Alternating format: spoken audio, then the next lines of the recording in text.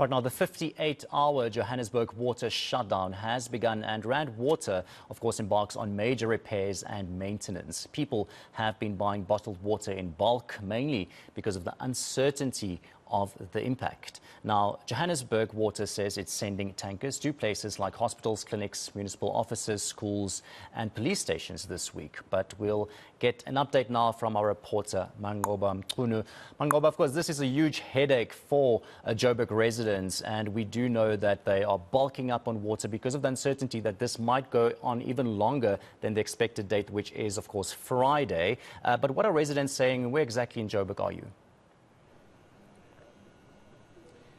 Well, certainly, Baron, you can imagine the frustrations on residents who, of course, will be impacted by the water, shortages in many of the areas. There are over 200 suburbs that we know will be affected by all of this, but it's necessary, Rand Water says, to ensure that they fix the aging infrastructure, but also to ensure reliable water supply in future. Of course, some of the residents say that they were prepared for this. They'd received communication that this was all going to happen, so they filled up their buckets. Some of them have filled up their bathtubs. But, of course, there are also some areas that have been experiencing very low pressure of water.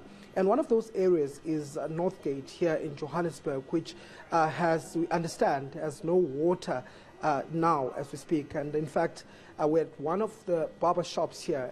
It's called the Touch of Style Barber Shop, which is also one of the businesses here in the area that has been hard hit. There is no water at all, we're told, at this particular center. But I want to speak to one of the workers here just to understand how this has affected them. Slindile Mbata, thank you for your time. How is this affecting you as a business, not having water? Hello, how are you guys? The shortage of water is affecting us a lot because we can't clean now. The customers can't use the toilets, so we have to lock it. And because we are dealing most with hygiene, so I can't clean. Because when after the customer is done cutting, I have to wash and clean all the things that you've used to cut, so I can't. So, yeah, that's how it's affecting us. So we have filled water on the bottles and the buckets, so I think we will have to close early. And that's affecting the business also, and us too as the workers, because we won't earn much. Yeah. So just to check, in terms of the water, were you aware that there's going to be no water at all? Or, did you expect that at least there'll be a trickle of water? Well, I didn't expect that. I thought maybe in the morning there'll be water, at least if maybe they open for 2 hours for us too, so that we can get some water and close later. But we didn't expect this, that there would be no water for the whole day. Yes. Okay, so you're saying that you might be forced to close early? I think so. We might be forced to close early, yes, because the ones we left with, they are little now.